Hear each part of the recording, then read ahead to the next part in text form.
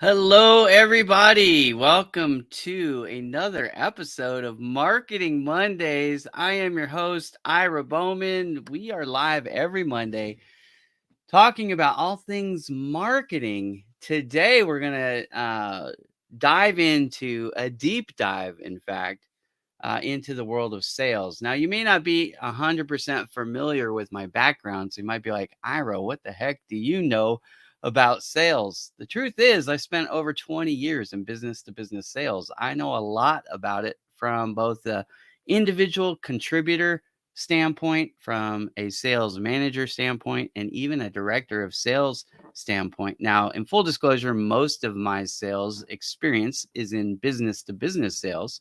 However, I do have some direct consumer sales experience, and I've been basically engaged in selling my whole life.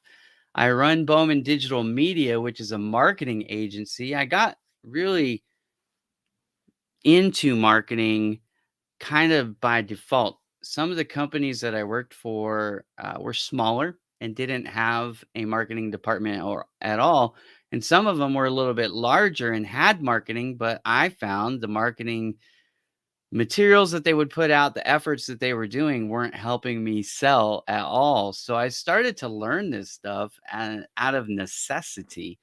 You may be familiar with my nonprofit project, Help You Grow, and that was really where I started to perfect my marketing. So I've been doing marketing for a lot less time officially than I've been doing sales. Even in Bowman Digital Media, I am the only sales rep for the company. So all the sales that happen at Bowman Digital Media also run through me. And that's good and bad. Frankly, I'd like to bring in some sales staff to help me out. But today we're going to talk about the three main reasons why your prospects are not buying from you. But then we're going to talk about how you can fix it, right? So I'm going to detail out the reasons why they're not buying. And then we're going to get deep dive into each of the three reasons, what you can do to fix it. And some of it you can do for free. Some of the things I'm going to talk about would require you to spend money, but some of the stuff you can do just with some elbow grease and time. Now, if you notice this fancy backdrop behind me, which has got a wrinkle in it, it's driving me nuts. Let's see if I can fix it real quick. I'm hosting a show, co-hosting to be more exact, with my buddy ProShark right here. Joel Phillips runs ProShark, and I run Bowman Digital Media. We're running an event called Gain. So you see the logo there, Gain.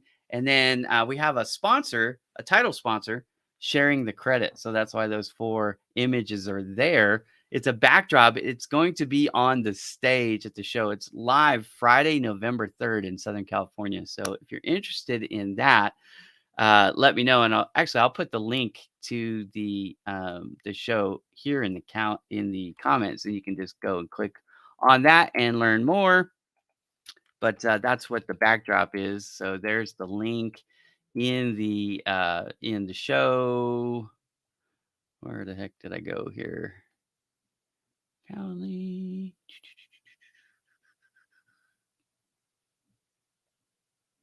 Oh, there we go. I lost my place there for a second. Sorry. So if you are interested in attending this event, now it's free general admission. So you can come listen to 13 speakers talk about different things, all in the business realm. They're experts in their field. In fact, 12 of the 13 of us are best-selling authors. We put out a book called Gain that I've talked about in previous shows. So we put this out. It went bestseller on Amazon. So the 12 authors who wrote a chapter are all bestsellers now, which is pretty cool. Anyway, so the information is there on the screen. You can click on that. Oh, here we go. Love it. Personally, my worst reactions come from instant sales messages from people who don't even take the time to pitch. Yeah, we're going to talk about all this and much, much more today, Mariella. So I'm glad you're participating. Looking forward to it. Look, if you are watching, wherever you're watching from, whether it's YouTube, Facebook, or LinkedIn, we're live on all three channels. Tell us where you're watching from. This is my son. It's a little confusing to people because they go, Ira Bowman, aren't you Ira Bowman? Yeah, this is my son, Ira Bowman Jr.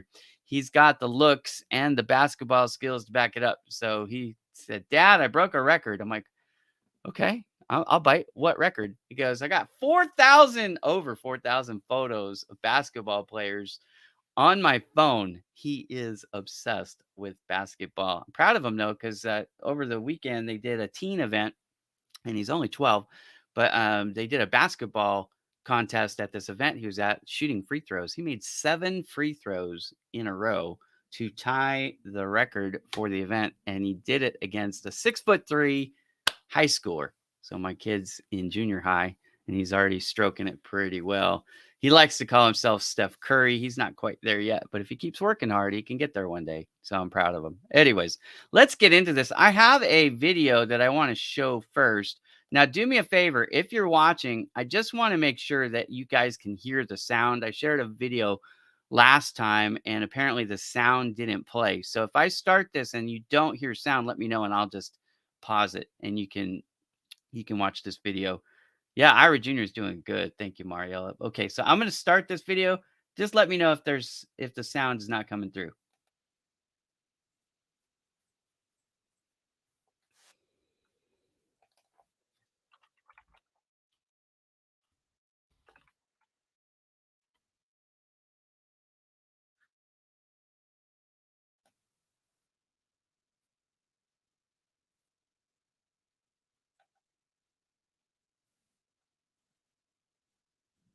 Okay, no sound. It's official. No sound. All right, thank you guys. All right, so we'll scrap the video, and the video is on this page I've set up. It's a white paper, okay?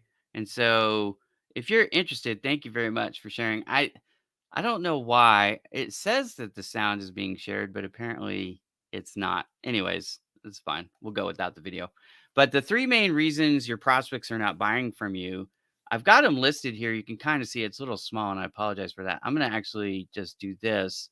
Well, it doesn't really make it any bigger, does it? Okay, never mind. Well, the fact is, there are three reasons. I'm going to scoot this up so you can see it. They don't know you. In other words, you have low visibility. That's reason number one your prospects aren't buying from you. In fact, I'm going to put that in the comments. Reason number one, low visibility. They cannot purchase from you if they don't know you exist, right? So it might be obvious, but it isn't obvious. People are making this mistake. All right. Second reason, reason number two, they don't view you as an expert in your field, or they don't consider you a trusted advisor. So, reason two.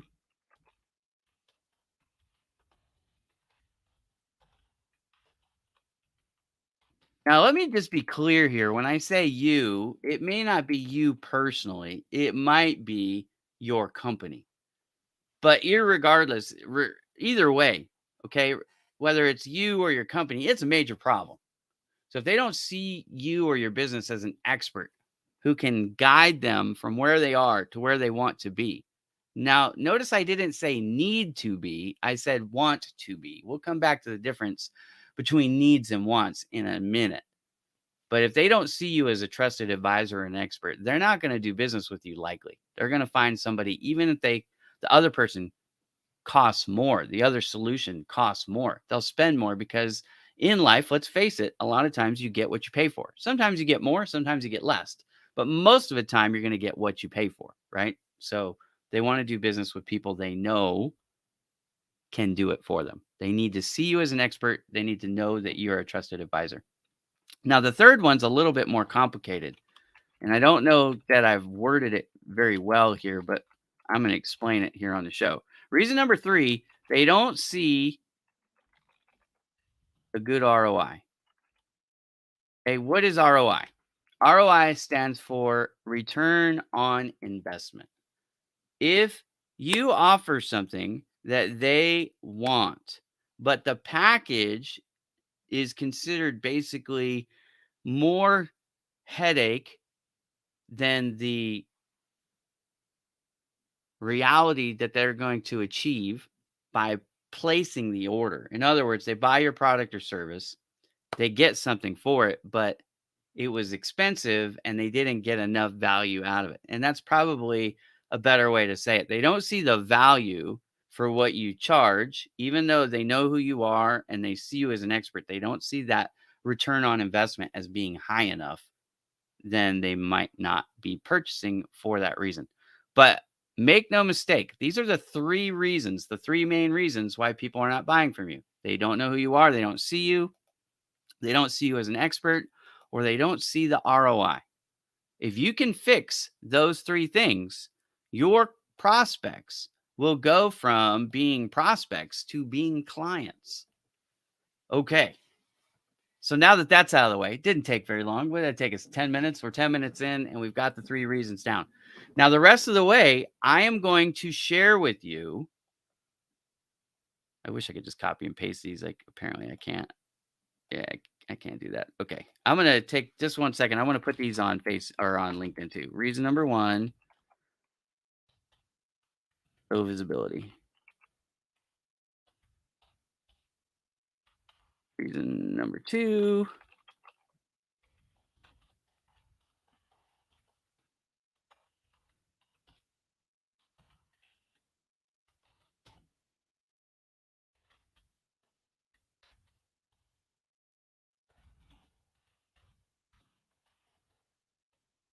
Okay. So now I've got these here on LinkedIn. Okay. Reason number one, low visibility. Reason number two, they don't see you as an expert. Reason number three, they don't see a good enough ROI. Now, why am I taking so much time to detail this? Because many of you are unaware that these are the three issues, right? Yeah. We'll get into all that. That's not a reason they wouldn't buy from you necessarily, but it can be a factor in it for sure. We'll get there. Don't worry. Love the questions. Keep them coming. All right.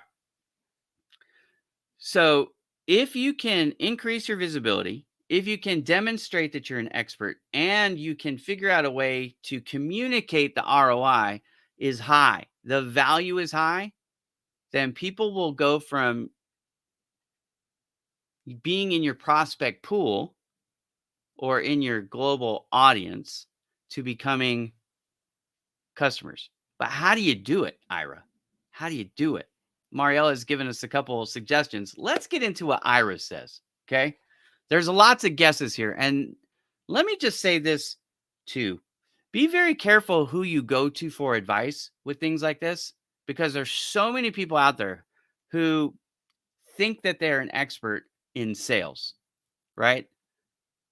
When the market is hot, whether it's real estate or vehicles or widgets or marketing or whatever, when the market is hot and everybody's buying, you have a lot of people who make sales despite their bad habits, despite their bad strategies. And they have a track record, they've won awards, whatever, that would suggest that they're good at it. How you can really tell if somebody's good at sales is watch what they do in down markets when people are not spending as much money, when inflation is high, when competition is fierce. The people who can sell in good times and bad times, those are the people that you really want to pay attention to and listen to, especially if they're in a vertical market that's similar to yours. It doesn't have to be the same market, but they have similar conditions, similar type of clients, similar type of budgets, similar type of sales time. So in other words, from prospecting to close, that sales time that it takes to close a deal. Some people sell 100 or 1,000 different units a day. Some people sell one unit every other month. You know, there are a myriad of factors that go into this. But if they don't know you, if they don't see you, that is a huge problem, because you can overcome being an expert, you can overcome being an ROI only once the communication with them has begun. If there is no communication, if they're not visiting your website, they're not seeing your social media content, they're not seeing emails or ads, if they're not aware that you exist at all, the rest of it is irrelevant. So I'm going to focus today's show primarily on reason one. I'm going to give it more time than the other two reasons because it is a huge, huge problem. Being obscure, not being in their conscious is a huge problem. Okay. Now, I'm not saying that you need to brand, and just get your logo out there wherever. That's not the smart strategy either. There's a way to do this, and it starts with reason number one, which is make sure that you have defined, and I mean clearly defined, the demographics of your target audience. Even if you sell something that's a commodity like toilet paper or toothpaste or uh, vegetables or hairspray or, well, some of us don't need hairspray. But, anyways, right? Even if your product can serve almost anybody, it's still best to identify your target. Who's your core? Who's the strength of your clients? One of my suggestions for this is actually now, this doesn't work great for a brand new business. Let's say you just opened your doors, whether they're virtual doors or physical doors, right? Brick and mortar or online, doesn't matter. If you've just opened your business, it's going to be tough. But for everybody else who's been in business for more than, uh, let's say, a couple months, what I want you to do when you start to identify your target audience, if you haven't done this, and a lot of people have not, they just sell to whoever will buy. And they're throwing stuff out on the wall. Like, no offense to my friend Mariella, but this is like, okay, I think this might work. Should I do this? Right? And I'm not saying this is a bad thing to do. I'm just saying it's a guess. Well, you don't want to guess. You want to know. All right. So, what's the best way to identify who your target audience is? One of the ways is to go through your records, go through your transactions, and look and see who has already purchased from you. At Bowman Digital Media, we have specialized in the service industry. We focus on prospects and we serve clients primarily who are in the service industry. They're coaches, they're teachers, they're accountants, there's lawyers, they're personal service providers of all kinds, right? They're not manufacturers. They're not in the e-commerce space. Why is that important? Well, it's important for a variety of reasons, which we're going to get into in just a minute. But it's important to note that. Why? Because the way we craft our messages, the places that we display our messages, even reviews, online reviews, where you put them, there's multiple places where online reviews can go. Google, Amazon, Clutch, Trustpilot. There's so many different places out there where you can have reviews. Where should you focus on getting these reviews? Asking your clients to leave a review from you on LinkedIn, wherever, Facebook. Where do you want these reviews to be located is going to be determined in part by the core audience that you're going after. If your core audience spends more time on YouTube and Facebook than they do on LinkedIn, but you have, all your referrals or all your references or all your reviews are on LinkedIn, you've got a problem. Okay. So you want to look into your past. Now, what specifically do you want to do? You want to, I've got some notes here just so I stay on track today. You want to look at the company size. You want to look at their location. You want to look at their overall volume. Like, what kind of revenue do they have? What's their budget look like? Let's see. What are some other things? Oh, what are their vendor preferences? Are they dealing with people who are only local, national? They don't seem to care. What do they want? What's the end outcome when they hire you? What is the end outcome they want? If you're asking these questions, if you're looking at the results that you have already garnered, it'll give you great insight and clues into who to go after into the future. Okay. And referrals are a great way to garner new business. You should be asking your clients for those too, but we'll get into that in just a bit. But make sure that you have a rock solid, what we call ICP. It's a sorry, my brain wasn't working for a second. Ideal client profile is what ICP stands for. So you want to get an ideal client profile built. And that should be the foundation for everything else that you're going to do. You're going to craft messages. You're going to figure out what marketing channels to just communicate in. You're going to figure out what networking events to go to. You're going to figure out budget.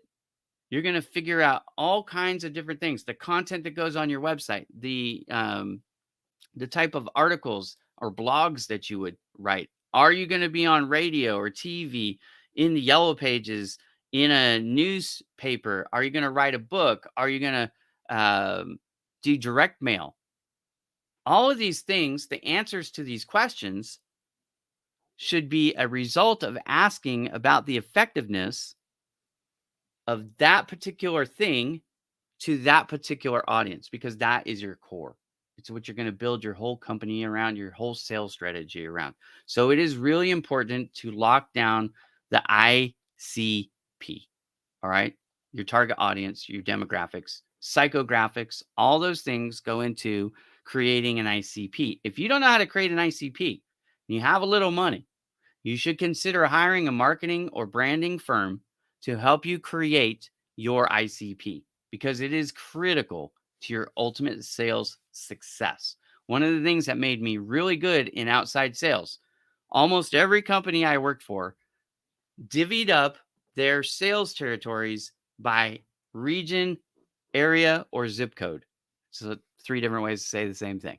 It was area derivative, right? You take the north side of town, you take the south side of town, you take these 3 states, you take those 3 states, you take, this block, you take that block, whatever. They break it up geographically. Now, why is that a mistake or a potential mistake?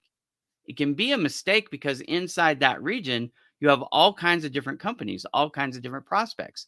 And so the sales rep has to craft a bunch of different messages, or the marketing team has to craft a bunch of different messages that try to resonate and communicate value to each of them. It's inefficient. So one of the things that I did, regardless of the territory that I covered, was figure out who my core business relationship was going to be with as a vendor. So me being the sales, them being the customer, that relationship, I was going to focus on specific vertical markets. At times I focused on education and schools. Other times I focused on financial institutions like banks and credit unions. Other times I focused on restaurants and hospitality industry, like the hotel business, conventions, events, things like that. Why did I focus on those? Well, because I saw a unique opportunity to present an ROI value prop. All right. So a return on investment value proposition that would directly resonate more specifically with those individuals. And then I would build out my pitch, my sales strategies based on building a relationship, increasing my visibility, proving that what we did helped, and establishing expertise, so that at the end of the day, it became a no-brainer.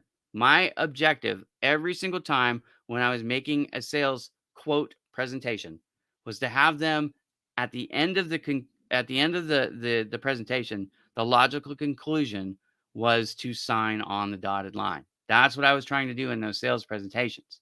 Okay. But there's a lot of work that goes into being ready to ask for the sale.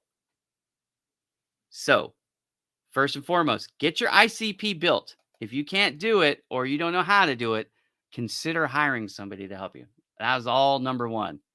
First reason on how to raise your visibility, identify your client profile so that you can target all your efforts in a smart, intelligent way, strategic way, systematic way to garner new clients, to move them from the outer fringes of your consciousness into the center of your bullseye, and then bag the deal. Okay, close the sale. Second thing you want to do is create a strong brand identity. Now, if you're a sales rep, you're going to probably not be able to do this too much. But if you're a business owner, this is right up your alley. This is something you should be working on. Your brand, it's going to set you apart from your competitors, right? Communicating exactly what it is that you do should be a part of your brand, and how it helps your target market, your ICP, get what they want. Again, I'm not on needs here, I'm on wants. because a lot of people need things they don't invest in, right? How many of you are taking money out of your check each week and investing it into some long-term security, wealth management plan so that you can retire? Not nearly as many of you as should. We all should be doing it. We need to do it. It's the responsible thing to do. But how many of us want to do it enough to actually do it? Right? The answer is a lot less. It's just like, why don't people exercise, or why don't people eat, 5 servings of vegetables a day, or whatever? Right? You get it? What you need is not as important as what you want. Because if you need it, you might not do it. But if you want it, typically, if you want it bad enough, you're going to figure out a way to get it done. So make sure you're communicating your branding all towards that ICP's wants. And if you can do that, you'll be successful. Now, how are you going to do that? Well, you're going to do it in a couple ways. But what you want to do is you want to have something that's memorable. You want to have something that's interesting. It's relevant to your target market. It should include what's in it for them when they hire you. All right. So that's your brand. You need to get that brand tight. Again, if you're a sales rep, that's probably not going to help you. But if you're a business owner, you need to focus on identifying the ICP and getting your branding in order. The third thing you want to do is be active online. Why? There is no bigger superhighway on the planet right now than the internet, right? I don't care if you're talking about billboards, direct mail, uh, whatever else, word of mouth, networking, in-person events, people driving by a location on a freeway. It's not even close, folks. There's nowhere on the planet where you can find more people than online. There are 99,000. It's 99,000 plus searches per second just on Google alone. Just on Google. That's 9 billion with a B searches per day. Just on Google. There is no freeway in the world. There is no country in the world. There's no place on earth where you can reach 9 billion people in one day, right? There's no place on earth. There's not even 9 billion people total on earth, right? There's multiple users. That's why there's 9 billion searches, because there's people making multiple searches. Just in case you're wondering, well, if there isn't 9 billion people on earth, how are there 9 billion searches? It's because some people like my son are looking for basketball stuff, 7,000 times in a day. So he's just one person, but he's making 7,000 searches, just as an example. All right. But online is critical. So you need to be online. Now, how are you going to do it? Okay. What you want to do is you want to connect with your target audience. You want to build brand awareness. Excuse me.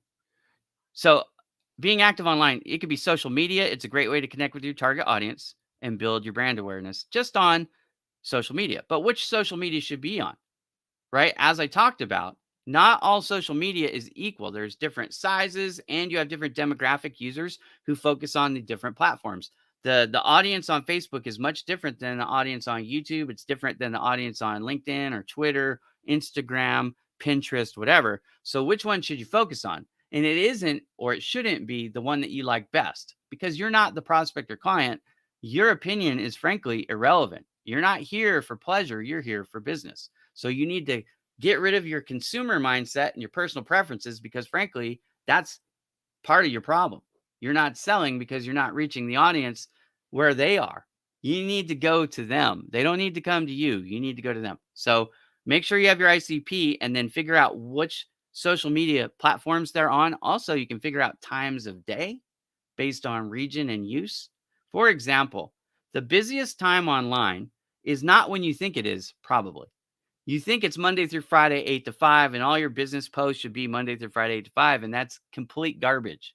Complete garbage. Anybody who tells you that you need to make posts on Monday at 8 a.m., you shouldn't listen to another word they say, because they don't know what the hell they're talking about. What do I mean? Let me ask you this question.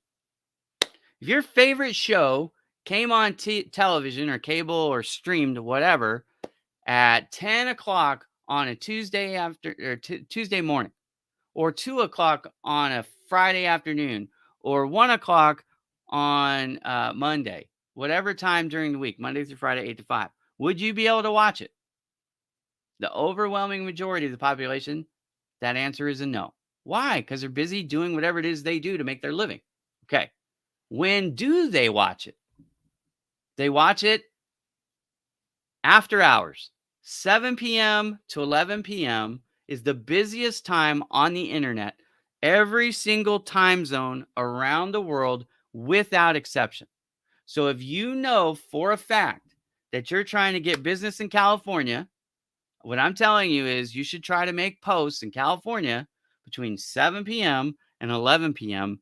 any day of the week, especially during the week. Saturday and Sunday is a little bit different. Why? Because most people are off work.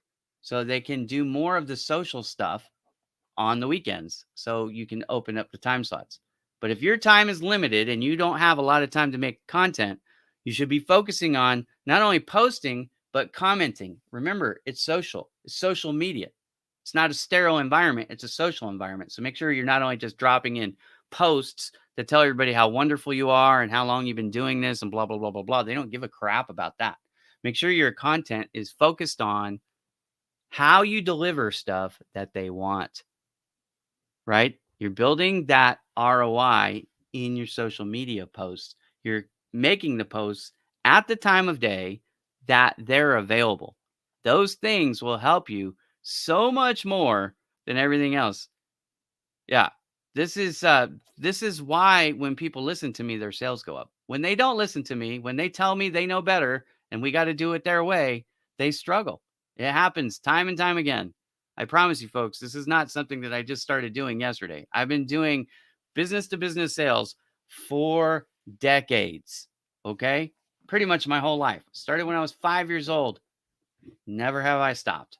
All right. So be social online. It's free for posts and comments. So you don't even have to pay. Now you can pay for ads, but the main thing is make sure your message resonates with the needs, with the wants of your clients. It isn't about how long you've been doing a thing. It isn't about how you're better than your competition. They don't care. That just sounds like sales, and people don't want to be sold. They want to purchase, but they don't want to be sold. Okay. So you have to communicate the value. You have to show them the ROI. You have to show them how you benefit what they want. All right. I've said it enough. And make sure, again, your content is not boring. It's social media. It should be educational and entertaining.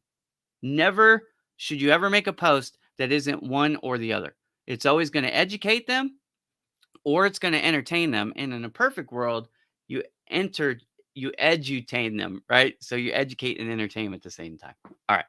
You want to run targeted advertising. Now, this is again is a critical step that you can only really do correctly if you start with that very first thing, which is run your ICP. Make sure you develop your ideal client profile, develop that target demographic, that core.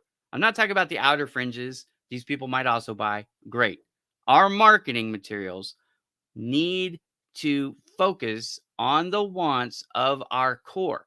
So if we're serving primarily 35 to 50-year-old business owners in the service industry, like I am, then we need to focus messaging that resonates with them. One of the reasons why I'm doing this show today on how to increase sales is because that's one of the things that they really want to do. They want to increase sales. Now, they'll use our marketing services to help with that goal. Absolutely. But if I say I can get them better marketing than so and so and such because I've done this and this and this, they don't give a crap. But if I tell them specifically that I can help them increase sales and I can do it in 30 days or less, that's something they're interested in, especially if I can quantify any of it, which is a little bit hard to do from the outside looking in with a marketing message. But once you talk to them specifically and understand what it is they're actually doing, then it's easy to start showing them, okay, well, we can redivert this to that. We can do this over here. We can supplement this with some emails or whatever. Now you've got a strategy they can see the ROI. Okay. So make sure that you define your ICP, create a strong brand identity. You're active online with your social media, and you're running targeted advertising. Once you know your ICP, you can figure out what shows they watch, which magazines they read, which books they read, if they read books at all. Do they use social media? If they do use social media, which platform do they use? Right? What kind of content creators do they follow? What do they go when they get online? What are they hoping to learn? Right? Your advertising dollars could be mailers, flyers, TV spots, radio spots. You could hire a social media influencer to promote.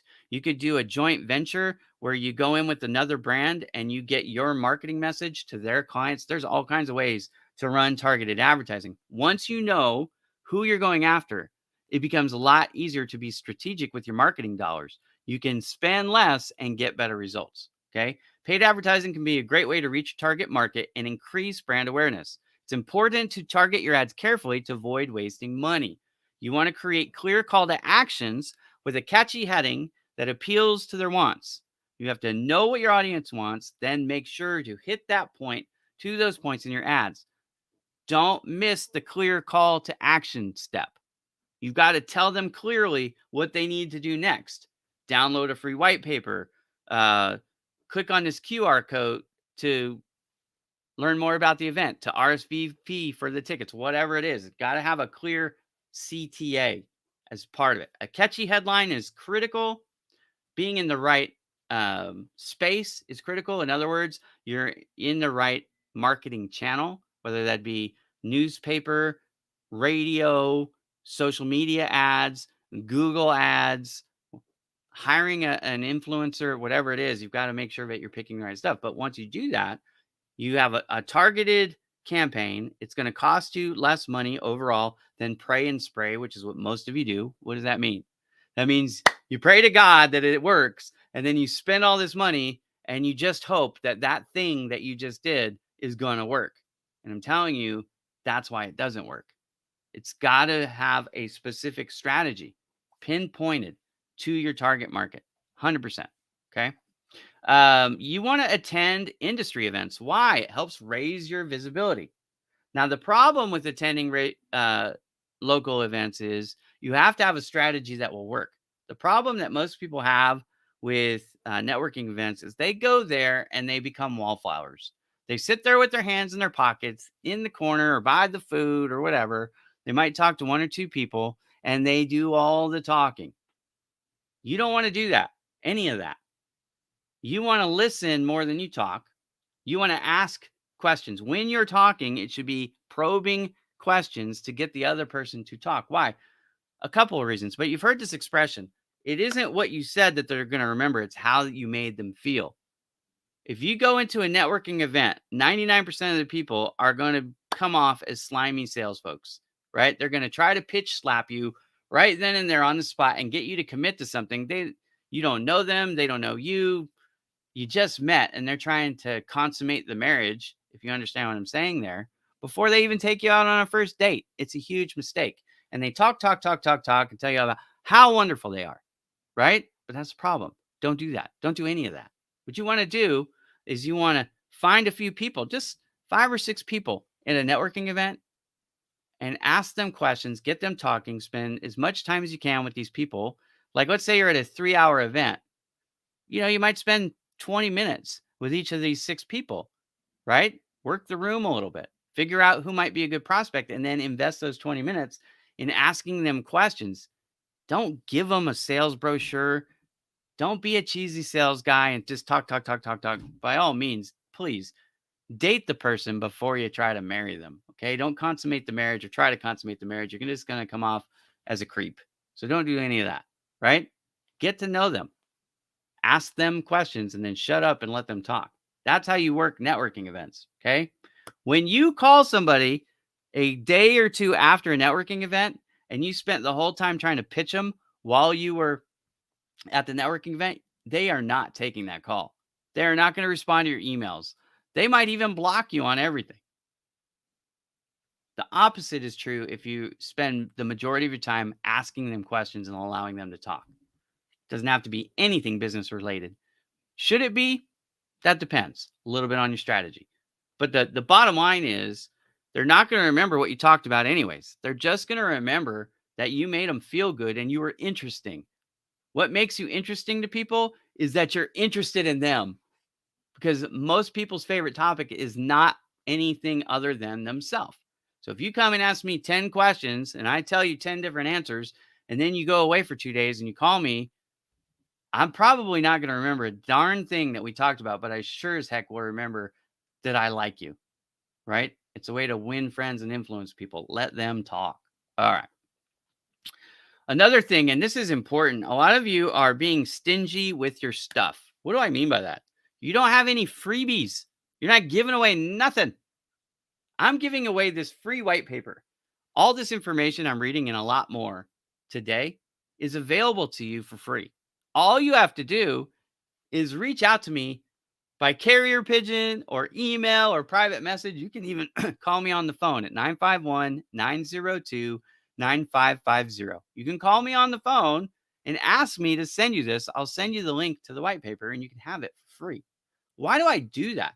If I give you all this information, wouldn't that keep you from hiring me? Maybe, maybe not. But I know enough of you when you read this will see the value in it and go, this guy knows what he's doing.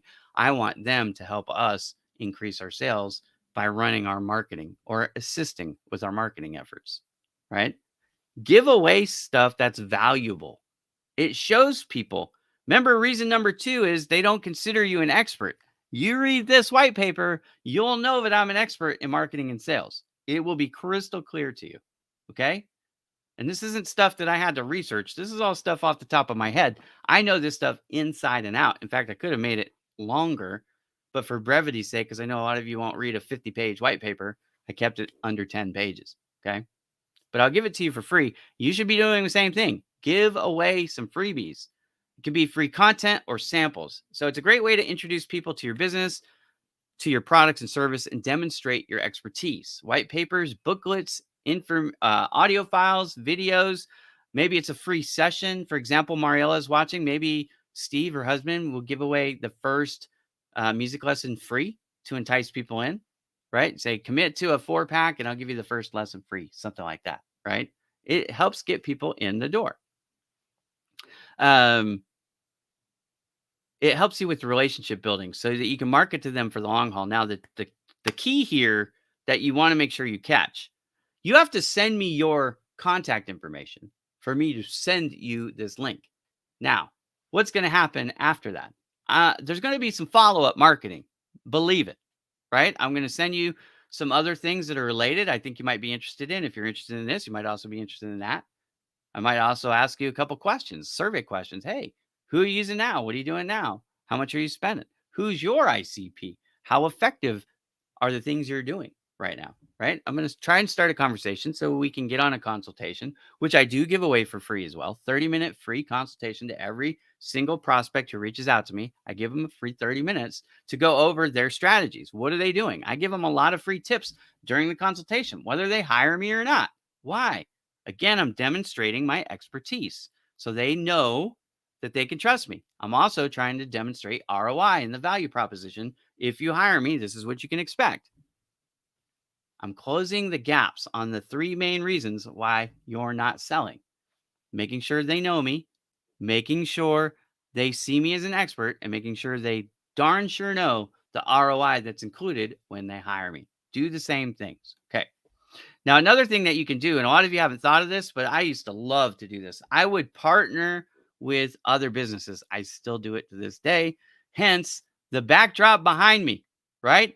What's going on behind me? I've got Sharing the Credit, ProShark, Bowman Digital Media, and Gain. Well, Gain's the event. It's not really a company.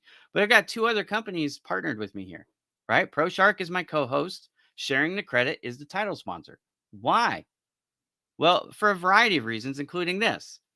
They have a audience already established that I don't have. And by partnering with them on this event, what are we doing? We're all sending out marketing materials to our contact lists, right? We're making posts on social media about the event. We've put out press releases. We're doing all kinds of things to increase the visibility of the event. But who also benefits? Every one of these companies is benefiting from all this marketing that we're doing, right? It's increasing our visibility.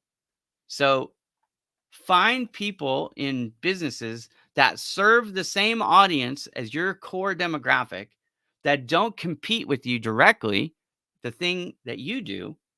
So it would be a complementary product or service, and tag team on an event. Maybe you have, an open house. Maybe you do a marketing campaign where you guys feature each other on your social media profiles. Maybe you offer to email your whole client list a one pager that they provide, and in exchange, they do the same thing for you. Now, your marketing piece went out to all their contacts, and their marketing piece go out to all your marketing contacts. Didn't cost you anything really, and created this amazing win-win dynamic. And also, by doing that, you're getting what we call a recommendation. It's a referral.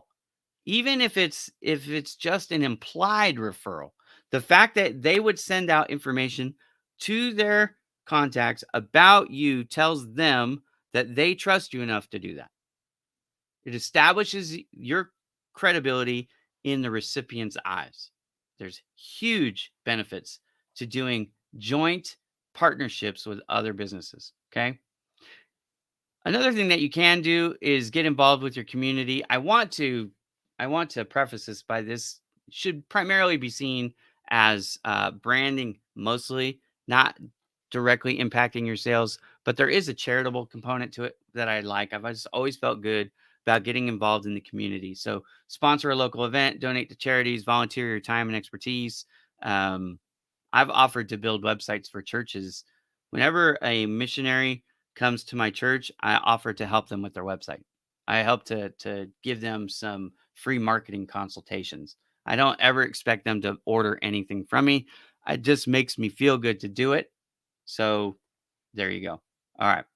Number 9, provide excellent customer service. This should go without saying, but that customer service primarily is going to help you with referrals, right? It's going to help you maintain long-term client relations, and it's going to help you with referrals. Sometimes people working for one business go to work for another business, so you've got an internal referral. Sometimes they're just talking to their friends about a service provider, and someone says, "Hey, man, these guys took 4 months to build this website, and it cost $20,000." And then the person that dealt with me said, "Well, shoot, Ira had it done. Bowman Digital Media, they had it done in 30 days, and it was only $4,000." See what I mean? So you get these internal and external referrals that way. If you don't have a website with a blog, you need to drop everything and get that going. Remember what I said. There is no superhighway bigger than the internet right now. A website, a blog, these are critical to helping you communicate with folks. Also, remember reason number 2 is you haven't established yourself as an expert. If people are finding you on social media or via emails or word of mouth, 60% of folks, their next step is not to contact you, it's to go to your website and verify or validate what they're seeing. They're going to do a little homework. If you don't have a website, or if you have a crappy website, you can lose the opportunity to ever talk to the prospect because your website was garbage, because you didn't have a website, which is maybe worse than having a garbage website. But what makes a garbage website is actually very simple. The garbage website out there is slow. It looks outdated. But the worst part is, and it's so common, it's almost an epidemic. Here's what it is.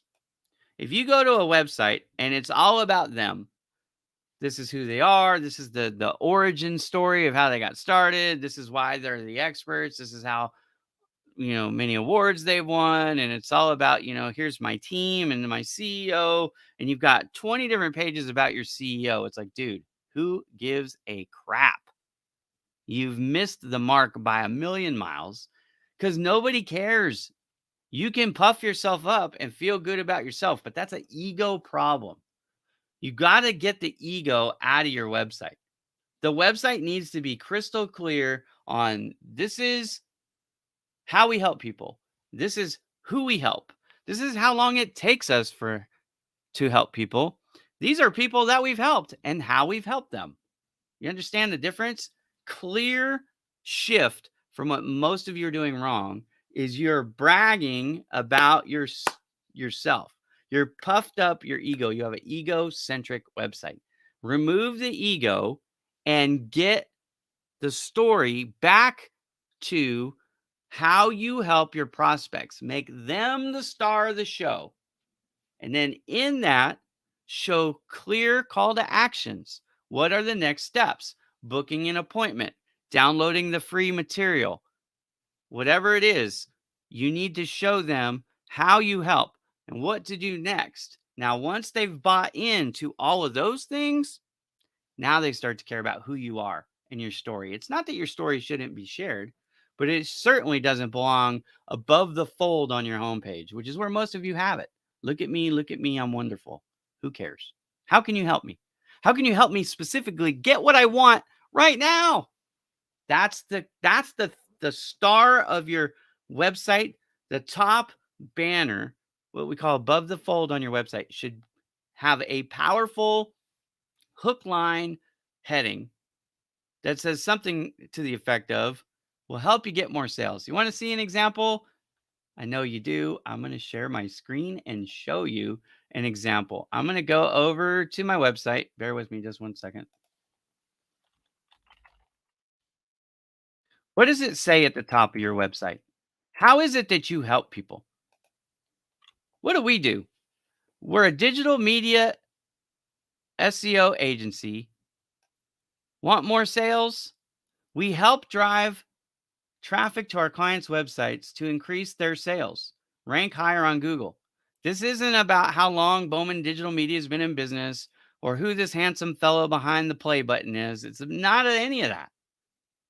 I don't tell you anything about Bowman Digital Media right there.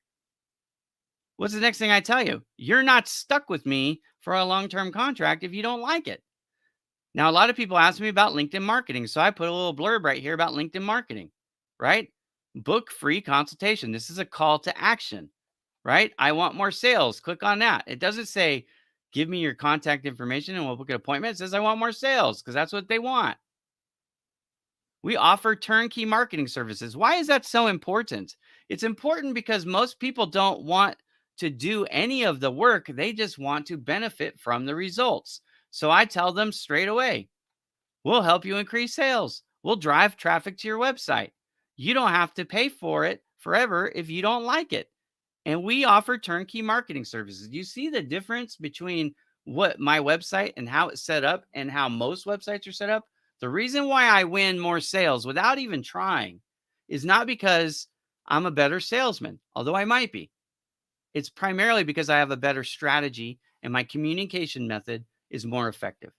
Because I'm not trying to tell you how great I am. I didn't reference it at all there. I didn't talk about Bowman Digital Media other than the title at the top, which frankly, I'm considering changing. That's the only place that tells you what we actually do. The rest, it tells you what we do for you and give you what you want without any of the risk, right? Bragging is now also spam from Google. Well, yeah, no. There's so many websites that do it. But I'm glad that you love this. Giving away free lessons is a wonderful thing to do, right? Steve doesn't even have to do those live.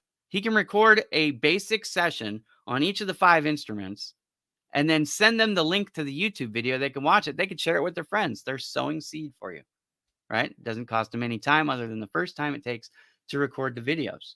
Use evergreen content for your freebies. It's a wonderful way to do it, right? You don't want to create more work for yourself. You want to make it so that your messages help people, but also it helps them in a way that they can share it with others, right? So it's a good strategy. Now, we are in overtime and I still have 2 other reasons. So let me tell you, I'm just going to read through the list. I have 18 points on here and we've gotten to create a website or blog, which is number 10. I've also got write guest blog posts for other websites, create informative videos. Let me give you a fun fact real quick. 80% of people online, including all of you right now, are watching a video or will watch a video before you're done online. So on your website, make sure that you have videos on every single page that are interesting and entertaining to talk about how you help them get what they want. Okay. Video content, extremely important. Create informative videos. Use social media advertising. Now, this can be done in a couple of different ways. Pay-per-click ads is the most expensive, but there's also banner ads. You can go to Remember when I said identify your ICP, how it helps you in all of this? Well, let's say that there are a few industry specific websites that people go to a lot. Instead of paying Google for pay-per-click ads and paying 2,000, 3,000, 4,000, 5,000 or more dollars per month on ads where you're going to have a bounce rate of 80 to 90%, right? In other words, people are going to pay to click the ad, they're going to come to your website and they're going to leave without doing a darn thing, right? That's what happens, just so you know. So if you're paying a lot of money for pay-per-click ads, you might as well just take it out in your backyard and light it on fire. 90% of it, because that's what's happening. It's a waste of your money. Imagine this instead. You've identified your ideal client profile. You know that they read a golf magazine. They love golf. Okay, you can go to a golf magazine for a couple grand a month. You can have a full page ad blown out that reaches your core demographic. It puts them right there. Now, let's say you were spending $5,000 a month before on pay-per-click ads. You can stop doing that. Use the $2,000 for your magazine ads. You could probably buy a couple of them for that, frankly. And you could save $3,000 and increase your ROI because every single person that reads that magazine is a good prospect for you. Okay. If you've written your ad properly and you've placed it in the right place, it'll work way better than pay-per-click ads. All right. Again, you have to understand your ICP. You have to understand these marketing channels and what they do. Should you go with a local newspaper, a national newspaper? Should you buy TV time or radio spots? I mean, all these questions can be answered once you know your ICP.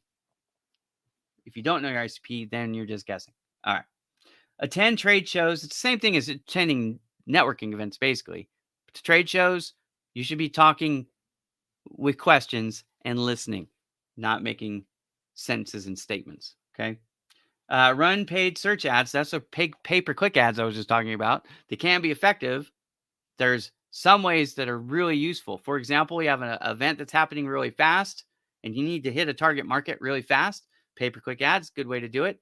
Could be that you just have a local business, you're brand new and you need to increase exposure right away. Even understanding you're going to have a high bounce rate, it's worth a short-term investment to get your name out there fast. Okay. Billboards and things like that, bus signs, yard signs, wrapping vehicles, all kinds of different ways to increase your visibility with paid ads. All right. Network with other business owners in your industry should be pretty obvious. Offer discounts and promotions should be pretty obvious. Get involved in your community. This is not just volunteering like at a charity or a church event. I'm talking about, maybe you're going to city council meetings, maybe you're helping on a planning commission, maybe you serve on a board, for the school district, the PTA, whatever, right? Different ways to get involved in your community. All right. Number 2, once you've identified your target and you've helped them see you, all the things we just talked about were to help increase visibility primarily, although can also be double duties can be utilized by increasing your expertise for them as well, right? A little bit of communicating the ROI, which is problem number 3. But problem number 2, again, reason number 2, they're not buying from you. Let's just review these again. Everything we just talked about for the last hour basically is how to help you increase your low visibility, how to fix that problem. Problem 2 we're going to be talking about is they don't see you as an expert. Now, what can you do to build their trust? I have got in the white paper 15 different things. And trust me, I could have gone on and on and on and on and on. All right. But I'm going to go through them pretty fast. So you want to be active on social media. Again, you want to engage with your followers and answer questions about how you can help them get what they want. All right. You can use social media to run contests and do giveaways. It's a great way. Think about it like this. Steve Stockmel, who does music lessons out of Santa Barbara, but he can do them over video so he can help your kids wherever they are. All right.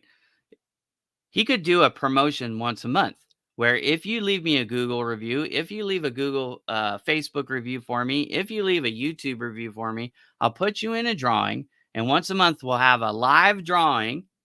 And everybody who leaves the review that month is eligible for a free lesson, whether they're paying already or not, right? How many people do you think are going to watch that? probably every single one of those people that are eligible. But also, what happens with the winner? The winner is probably going to take that video and share it to everybody, right? It helps you circulate and get more referrals and get more attention. But also, if you're the one teaching and you're in these videos demonstrating your expertise, there you go. It's how you demonstrate you're an expert. Nobody wants free marketing services from a company that doesn't do very well at marketing, right? So there's a ton of value here. Yeah, you're welcome. Thanks for watching the show and participating. That's why I'm helping you out, because you're participating and I love you. There we go. All right. Number 2, create a strong online presence. Again, this is more than just social media or a good website. There's a tool that I use called a media kit, which is extremely helpful for this. In fact, I'm going to share that page and we'll go to it. Okay. So I'm going to come over here on my website. Just go to media kit, which is right there. Okay. So media kit.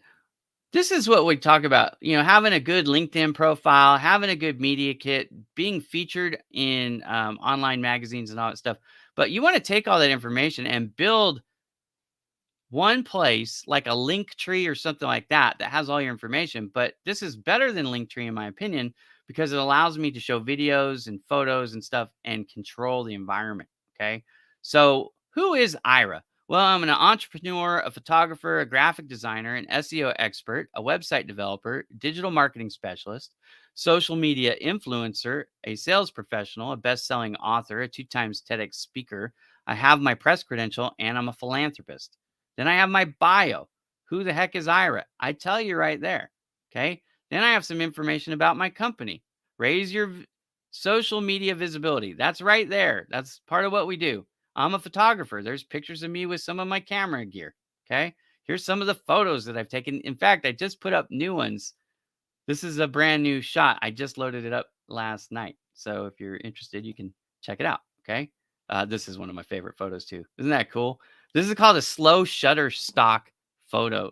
So, or slow shutter speed photo. I took this at, I believe, 1/30th of a second, or maybe 1/8 of a second. Anyways, but they were twirling these fire sticks. And so you see more of the fire because I slowed the shutter down, right? Kind of a cool photo. But anyways, I digress here a little bit. I logged out. That's awesome. Didn't mean to do that. All right. So continuing, I'm a 2 times TEDx speaker. What I've got here, I've got my 2 TEDx talks, and then I've got some photos. We call this social proof. Why is that important? Because so many people put credibility into TEDx that even though I've done, I think, other speeches that are better or maybe presented a stronger case for why SEO is important or my story, right? TEDx has brand recognition that people not only recognize, but they reverence. So there it is on my page.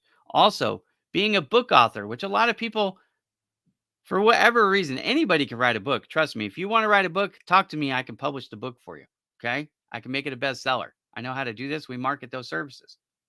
But the fact is, a lot of people, if it's in print, this book right here, Everyday Techniques, I've got it right here, right? This was a bestseller. I've got another book I wrote right here. This was a bestseller called Business Tips from the Trenches. Got another book that I wrote that's a bestseller right here. This is called Explosive Business Growth Strategies, Gain Ontario. Okay.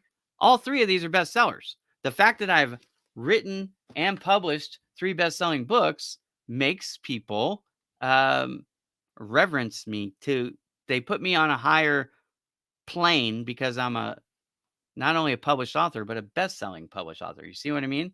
So I'm displaying these books here. Now, I've also been in 3 other books: Business Leadership and Diversity, and Leadership and Equality, and Leadership and Inclusion and Accessibility.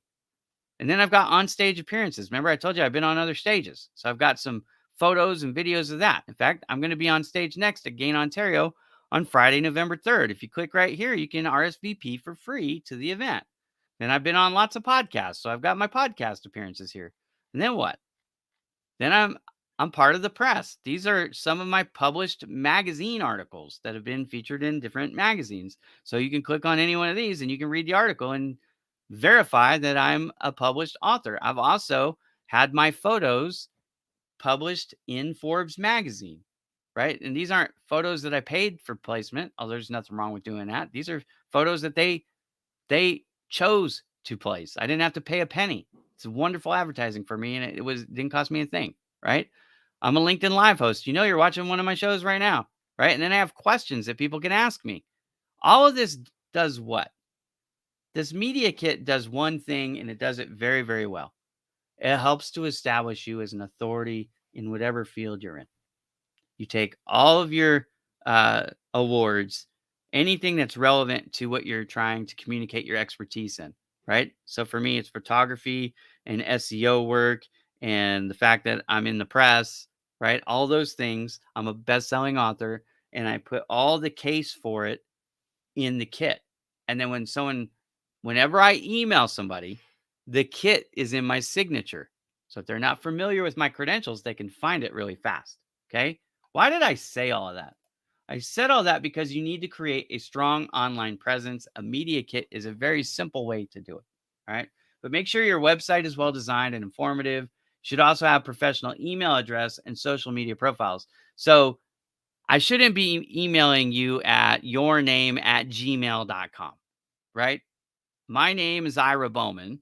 My company name is Bowman Digital Media. So you can email me at ira@bowmandigitalmedia.com. It's a professional website. It establishes you as legitimate. This isn't, a fly by night side hustle. This is my full-time gig. When I go to LinkedIn, it's the very first thing you see. Now, do I have other things that I do?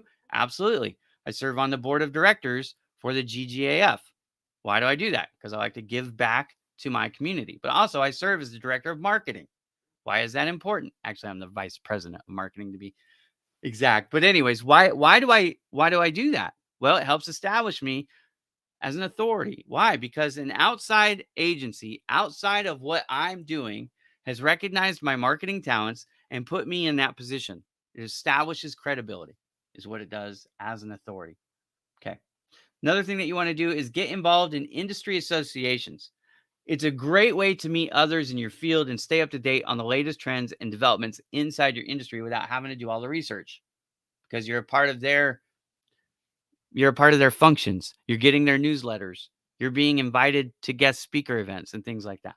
Okay. So get involved in industry associations. You want to speak at industry events. Not only do you want to go there, you want to be invited as a speaker. I'm a 2 times TEDx speaker. That speaks volumes about who I am and the credentials I have to offer because not only did they invite me to do one speech, they invited me to do a second speech. And then after I did my second speech, the organizer, who happens to be one of my friends now, Dr. Dan Young, said, Ira, you have an open invitation to speak at any of them. You just let me know when you want to come. We got a spot for you on our stage. Why? Because I deliver incredible value in a variety of ways, by the way. I won't tell you all the ways I deliver value to him specifically, but I deliver the value. The audience gets value. He gets value as an organizer, and the event, everybody who participates, there's ways that I provide value to them too. All right. Number 5, write a book or white paper. This is important because if you're an expert, you have things to say to demonstrate to your audience what they need, what they want, and how to get it. So write a book, write a pamphlet, write a white paper, create videos, distribute that content. All right. Number 6 is get on video and post it to your website, social media, send out links via email, get those on ads. Video content is where consumers are. So if you're not on video and you want to increase sales, there's an easy way, and you don't even have to spend money. You can go get a Zoom account for free and record. Hit the record button, and then you can edit it or you can have it edited. It's better probably if you have it edited if you're not a video editor, right? Get it edited and then get that stuff out there. A video on every web page on your website, a video in every blog you write, 100% of the time, 100% of the time. All right. Read books and do researches. Did you know that I read every single day? I'm just reading right now Atomic Habits by James Clear. Four chapters in. I got a long way to go. But I just finished this book right here, Gravitational Marketing. Why did I read a book on marketing if I'm a marketing professional? Because I like to stay up to date with what other people are saying. This is a really smart book, by the way. Not necessarily my favorite read of the year, but in the top 5. Very well done. Okay, another book that I absolutely love. In fact, I'm teaching a group study on this. Is a book by Napoleon Hill. This is Think and Grow Rich. You're asking me what I got coming next. The next one up on my deck is a book called The Marketing Playbook. Haven't read this one yet, so I can't tell you if it's good or not, but I'm going to try it. And then I've got another one here that I'll be reading after that called Creativity Inc. So those are some of the books that I've read and some of the books that I've got coming up. Why do I read as much as I do? Because I'm continually learning. Continually. You never know. A book might be 300 pages of fluff, but have one nugget in it. And it made it worth reading the whole 300 pages. Okay. So read books, do your research, stay on top of stuff, and understand. It gives you interesting things to talk about, right? Point of references that you wouldn't have otherwise had. I made a post yesterday on LinkedIn about Atomic Habits, and I got a lot of comments from people telling me they love the book. They've read it multiple times. It's a great book. James Clear did a good job with that book. All right. Consider pay for play. This is going to rub some of you the wrong way, and I actually don't care because you need to hear it, right? This is not about me trying to win your approval. It's about me telling you what you need to do to get sales. Some of you have no visibility. You're not seen as an expert. And so no one's going to invite you to speak on a stage. No one's going to invite you to write a guest blog. They're not going to ask you to do anything for them because they don't know who the heck you are. So you need to consider investing some money in pay to play placements. It could be a feature article in Forbes. It could be writing a book. It could be being a guest on a podcast. It could be a guest on a TV show, an advertising spot on the radio where you're talking to a disc jockey. Pay to play is not cheating. Pay to play is just another marketing avenue that people who are living in obscurity and not seen as an expert can raise their visibility and raise their credential the way people see them. It's not cheating as long as you don't say things that aren't true. It's just giving yourself the opportunity to be seen as an expert. Pay to play is important. Okay. Forbes, any vertical market, specialty publications that reach your specific target market. Many up and comers need a springboard in the public eye, and it's hard to beat the credibility that comes from being featured in a major publication. That's pay to play. Okay. There's nothing wrong with it. We need to change the way we think about it as a society because it's been happening forever. You just didn't know it. All right. Another good idea for pay to play, a way to do this. When you buy an ad in a newspaper or a magazine, one of the things that you can do, if you consume the content of that magazine or newspaper before you create your ad. Look at the way they write their articles or feature their content, and then create your ad in a very similar vein so it looks and feels the same. And instead of making it an obvious ad, make it like an op-ed piece, right? Where you're writing your ad to look like it's just another article in the magazine. So you've got the headlines set up the same, the columns are set up the same, the photos are set up the same. And then when they print it in their publication, of course, they're going to print it on the same machine. So it's going to have that same look and feel. And then when people read it, they'll just think they're reading another article in the magazine. They won't realize they're reading an ad. That's another good way to increase your visibility with pay to play. Okay. It's buying an ad and then writing content that looks like the content in the magazine or newspaper or publication. All right. Have a professional media kit. I've already shown you mine, so I'm going to skip over that one. But a media kit is a huge tool to help establish your expertise. Issue a press release is another way. Press releases are actually not all that expensive. We write them and put them out for $300 here at Bowman Digital Media. All you really have to do is come up with the idea and pay the fee. We write the article and we distribute it, and it helps you get circulated in major news outlets across the planet. And that helps increase your visibility as an expertise. You take that, you put that in, you make social media posts about it, you email people about it, you put it in your media kit. Press releases are another one of those. Most of those are pay to play, by the way, right? People are paying to have a press release issued to get circulated in an RSS feed. Like I said, we will write it and distribute it for you for $300 at Bowman Digital Media if you need that. But press releases are a great tool. I recommend doing a press release every 90 days, once a quarter, no matter who you are. If you're trying to increase your reach and you're trying to establish yourself as an expert, press release is a great tool to do it. All right. Is the quote made, but no order coming in? So they know who you are. We're going into reason number 3. You've made the quote because they know who you are. You've established your expertise, but they're not buying. This is problem number 3, or reason number 3. The reason number 3 is probably the hardest of the 3 to understand, but they don't see a good enough return on investment for pulling the trigger. In other words, they're interested, but they're not sold. They're not convinced. How do you get them to be from going skeptical or uncertain or just not seeing it flat outright to changing their mind? Okay.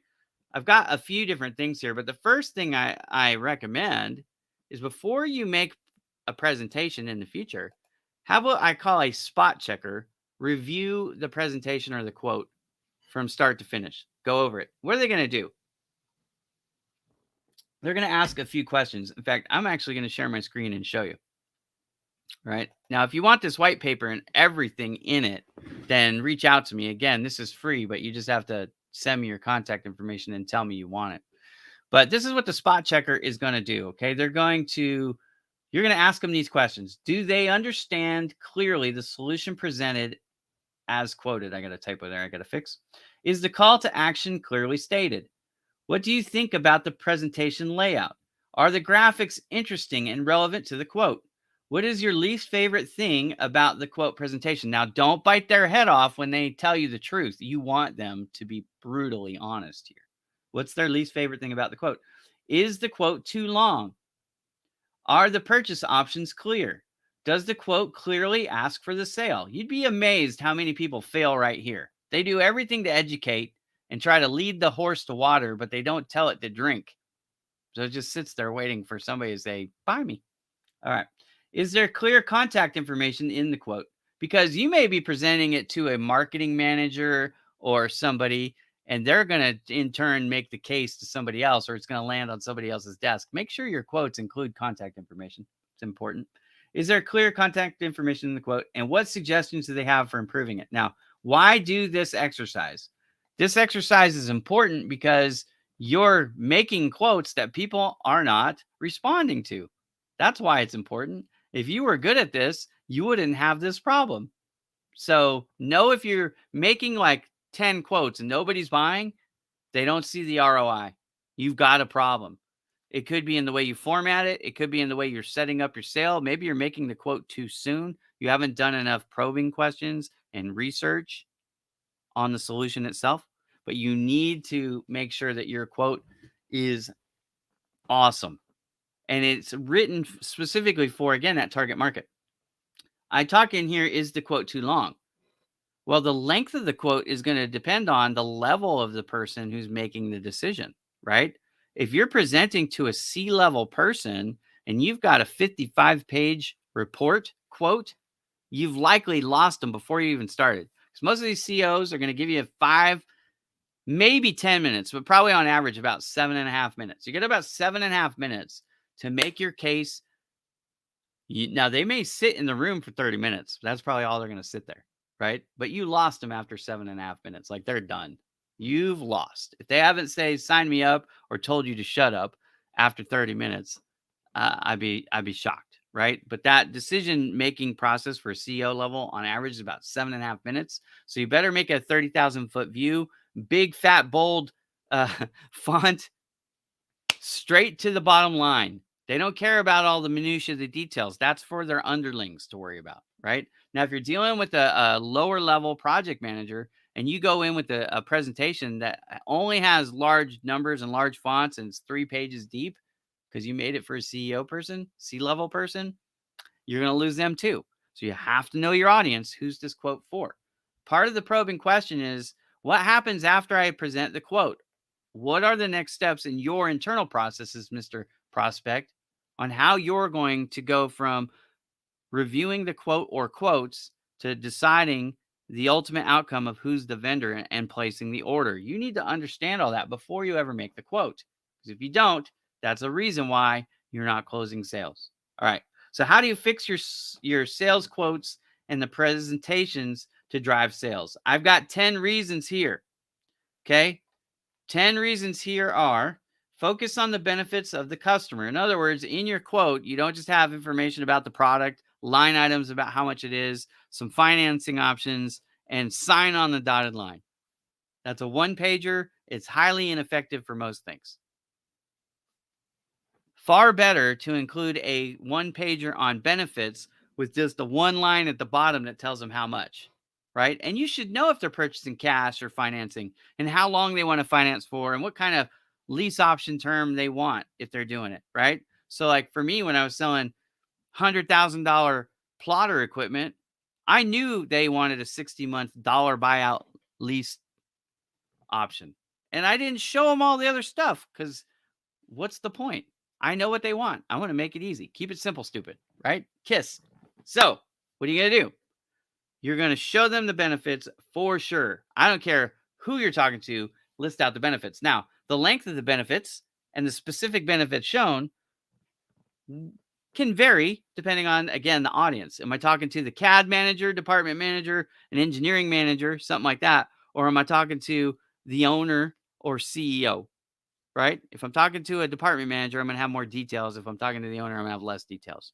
Bigger picture, right? Zoom in, zoom out based on the audience that you're communicating with.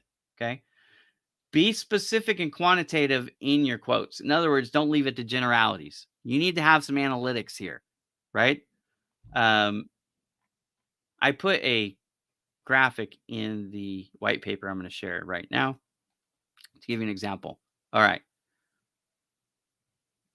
When I'm making a presentation, I want to give them some quantitative information. What happens when they buy from me?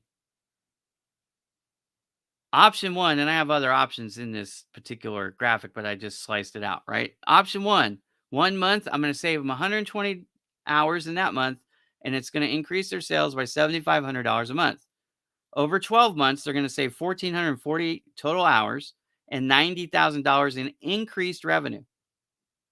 36 months, over a 3-year period, 4,320 hours, so 4,320 hours, and $270,000 in increased sales. So how would you like to reduce labor by 4,320 hours and at the same time increase your sales by $270,000? Now, that's not the total benefit here, because how much money are they actually saving with that employee labor?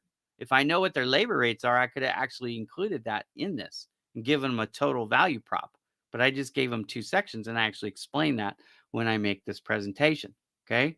So that's what I mean when I say give specifics and quantitative. Don't just say that your product or service is going to save them some money or save them some time. Everybody's going to say that. You should know by the time you're making this quote exactly the kind of savings you're going to give them, or the revenue increase, or the reduction in expense. You should be able to quantify it. Okay. Tailor your sales materials and quotes to each individual customer, right? This isn't just a template that you're going to reuse over and over again. You need to make sure that it was specifically catered to them. Even if you start with a template, you need to cater it, okay? Take the time to learn about each of the customer's specific needs, challenges, and wants. Then tailor your sales material and quotes to show them how your product or service can help them achieve those goals, right? So in your discovery phase, you're asking a lot of questions, you're writing down the answers, you're understanding what motivates them, and then your quote should just knock them down like bowling pins, one after the other. Your presentation should cover every single objective that they told you about during your discovery process. All right. Make sure your sales material is well written and visually appealing. It shouldn't be a white, boring paper. It shouldn't be nothing but graphics. It's got to be well written, visually appealing. It should be easy to read and understand. It should use some images and graphics to engage the reader because we're visual by nature. You want to use clear, concise language, avoid jargon and technical terms that your customer may not understand. Again, even if I'm talking to an department manager of an engineering firm, I'm not necessarily going to use a bunch of acronyms or terms that they don't understand. You always want to err on the side of less technical, because if they don't understand you, if that communication is bad, then you could lose your sale just because they don't want to admit to you. Again, egocentric. They don't want to admit that they don't understand. Somebody else makes a presentation that's simpler, that communicates in a way that that person understands. And even if it's a less superior option, because they understood it more, now they're going to get the sale and you're going to lose. All right. Highlight your unique selling proposition. That's an acronym called a USP. What sets your product or service apart from the competitor? Why should the customer choose you over your competitor? Let me give you an example of Bowman Digital Media. Lots of different marketing options out there. I'm one of the very few that have over 20 years in the field business to business sales experience. So when people hire me, they not only get my marketing smarts, they get my sales experience and education to go with it. And we couple sales and marketing like nobody else that I've ever come across in a marketing business, because most of them have marketing degrees and have worked in marketing their entire life. They've never sold a day in their life. How are they going to help you increase sales as well as somebody who spent 20 years knocking on doors, cold calling, making presentations, communicating with people about things like their wants instead of their needs, figuring out vertical markets and all this different stuff? It doesn't come by absorption. Yes, you can read books on it, but personal experience is a great teacher. And I'm able to take all that and put it into the efforts for my clients, and they benefit from my sales experience. That's one of the things that makes us unique. Another thing that makes us very unique are those month to month contracts. They're month to month agreements. They're not even contracts.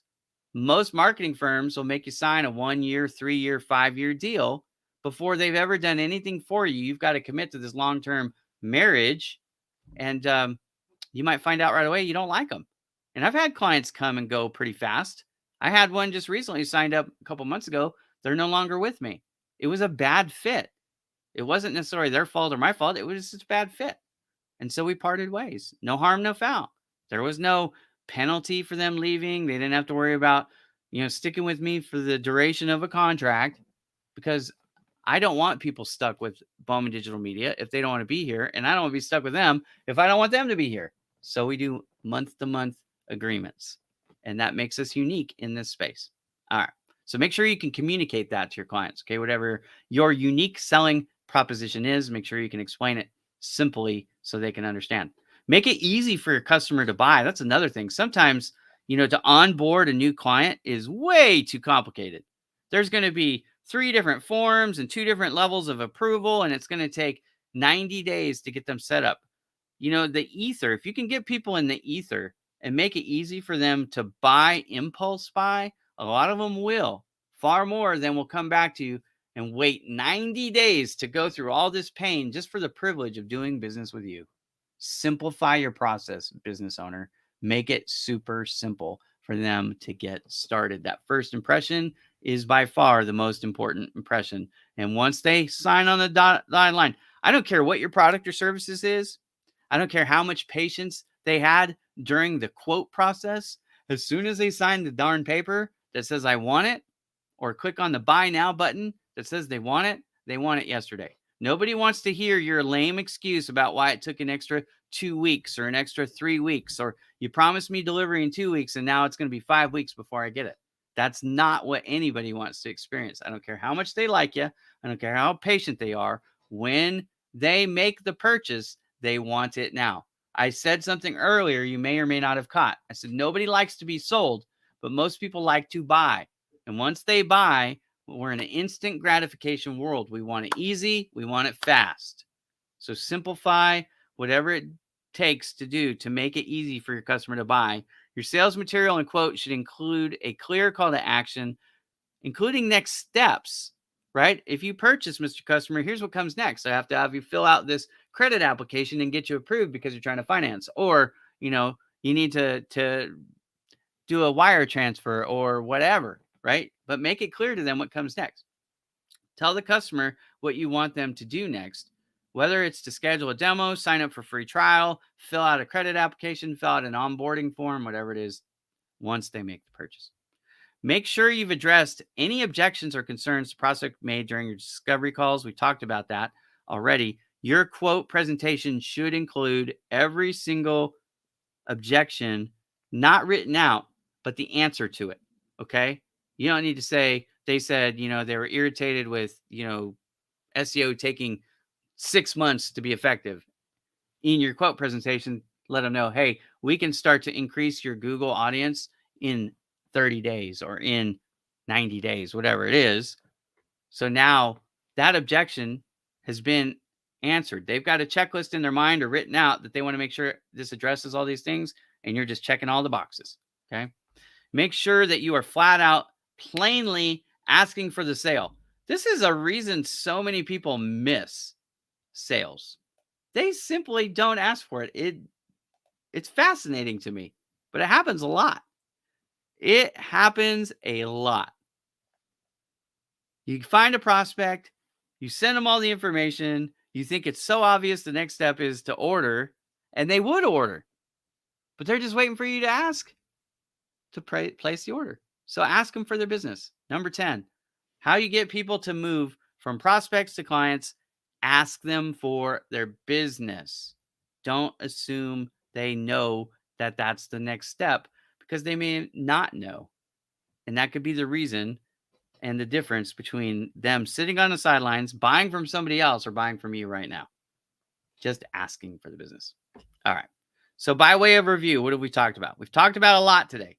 First and foremost, if you are unaware, there are 3 main reasons why your prospects are not buying from you. Those 3 reasons, as we've discussed in detail today. First of all, you're obscure. They don't know who you are. You have low visibility. You need to increase it. Number 2, they don't see you as an expert or a trusted advisor in your field. So you need to fix that. You have a credibility issue.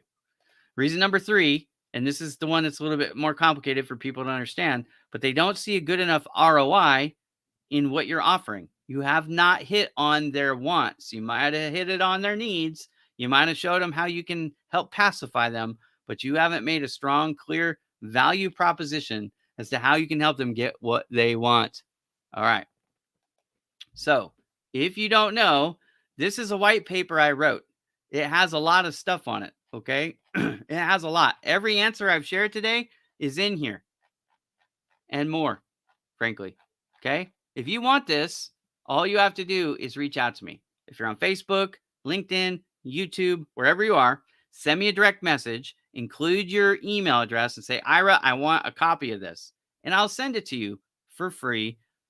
I'm not going to ask you to buy anything or whatever. This is a free gift, right? But I'm only sending this to people who are actually interested in increasing their sales. Why? Because my credibility is on the line here, right? If I tell you I'm going to help you increase sales and you don't increase sales, that's my bad. This will do it, but you have to read it and then do it. Some of the things are free. You can increase your sales without spending a penny. Now it'll take you, excuse me, it's going to take you some time, but isn't it worth investing a little bit of time to increase your sales? Absolutely it is, right? The more expensive your product or services, the more valuable that becomes, right? But I'll help you establish your target audience. I'll help you create content that gets your visibility up, that reaches and resonates with your target audience, and helps show them how what you do will get them what they want. It'll get them closer to what they want anyways. Okay. So this is available for free. If you want it, reach out to me. Now, final bit of business. I actually probably should have mentioned this at the beginning of the show, but you're going to notice a little bit of a difference in this show moving forward. I am changing the time slot. I'm going to change the time slot from 11 a.m. on Mondays, and I'm going to move it all the way to Mondays at 5 p.m. So it's going to be 5 p.m. Pacific, 8 p.m. Eastern time. Why am I doing that? Well, if you heard me earlier in the show, you know that people are busiest online from 7 p.m. to 11 p.m. And because my demographic is national, I want to have it early enough that the East Coast of the country can watch it before they turn their thinking caps off for the day, and late enough where my West Coasters are done with work, 5 o'clock. So I'm choosing the 5 o'clock time slot. If it doesn't work, I'll move it again.